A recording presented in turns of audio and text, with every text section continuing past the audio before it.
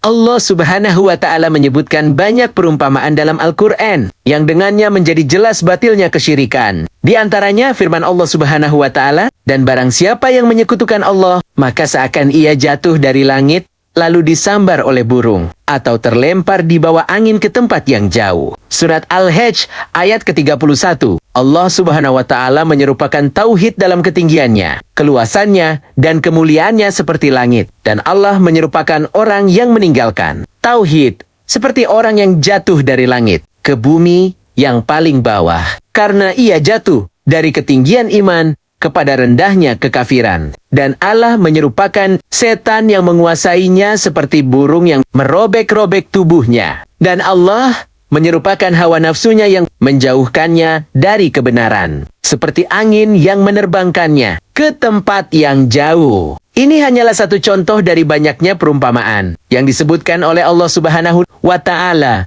dalam Al-Quran tentang batilnya kesyirikan dan kerugian orang syirik di dunia dan akhirat. Arti ayat yang mulia di atas surat Al-Hajj ayat 21 juga bermakna, orang syirik itu benar-benar dilempar dari langit ke bumi. Rasulullah SAW bersabda, para malaikat yang keras lagi kasar membawa ruh orang musyrik untuk naik ke langit. Tidaklah mereka berjumpa dengan sekumpulan malaikat, kecuali para malaikat itu bertanya, "Siapa ruh yang buruk ini?" Mereka menjawab, "Dia adalah Fulan bin Fulan." Mereka menyebutkan nama terjelek yang pernah dipanggilkan kepadanya di dunia. Akhirnya, ia sampai ke langit pertama. Lalu dimintakan izin untuknya agar dibukakan pintu langit, tetapi tidak diizinkan. Kemudian Rasulullah SAW membaca firman Allah Ta'ala, "Tidak akan dibukakan untuk mereka pintu-pintu langit dan mereka tidak akan masuk surga hingga onta bisa masuk ke lubang jarum." Surat Al-A'raf ayat 40. Maka Allah Azza wa Jalla berfirman, "Tulislah catatan amalan hambaku tersebut di sijin,